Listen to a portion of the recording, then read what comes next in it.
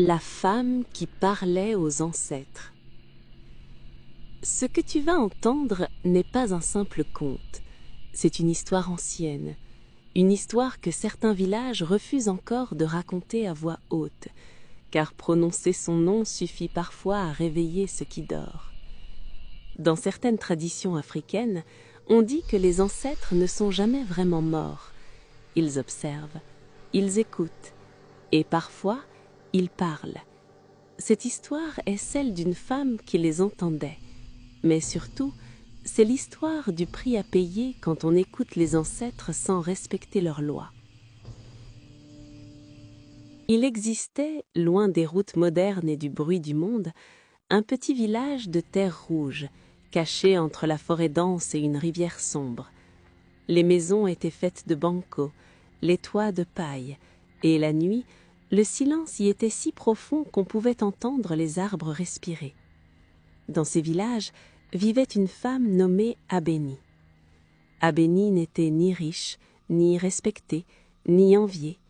Elle était veuve, pauvre et surtout invisible. Personne ne venait lui demander conseil, personne ne s'asseyait près d'elle lors des réunions. On disait même que sa présence portait malheur. Mais ce que le village ignorait, c'est que chaque nuit, quand Abénie fermait les yeux, le monde des vivants se taisait et celui des ancêtres s'ouvrait. Tout commença une nuit sans lune. Abénie rêva qu'elle marchait pieds nus dans un champ de cendres. Le vent soufflait, mais il ne faisait pas froid. Puis, une voix grave résonna derrière elle. « Ne te retourne pas, écoute seulement. » Elle reconnut cette voix immédiatement. C'était celle de sa grand-mère, morte depuis plus de 20 ans. Autour d'elle apparurent des silhouettes, des hommes, des femmes, des anciens chefs du village, des ancêtres.